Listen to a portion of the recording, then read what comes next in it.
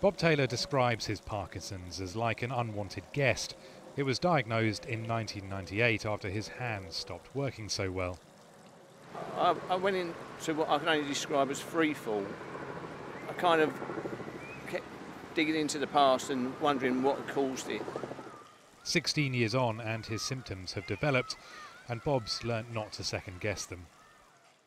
You can't really take anything for granted.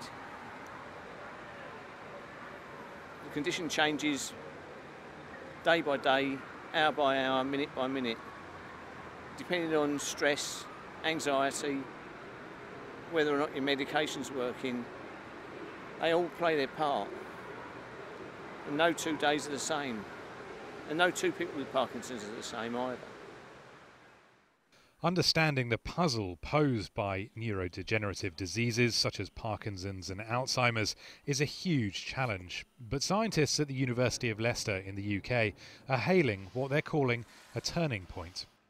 They've been looking at the root causes of such conditions, clumps of abnormally shaped proteins that develop in the brain. When they appear, the body often reacts by killing off nerve cells in the affected area, leaving the person with loss of memory and function. But the researchers have shown that by giving an experimental drug, they can stop the body from attacking brain cells.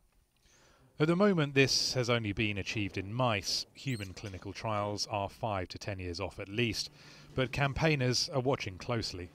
I think it's important that we're talking about this important scientific finding, but we must always bear in mind that it could be a long time before we get any success in patients, and we know that this is very difficult, and unfortunately many attempts do fail on the way, so we've got a long way to go still, I'm afraid.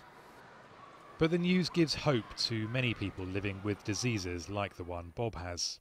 I think hope is the biggest ally you've got, because without that you've got nothing. Rory Challens, Al Jazeera.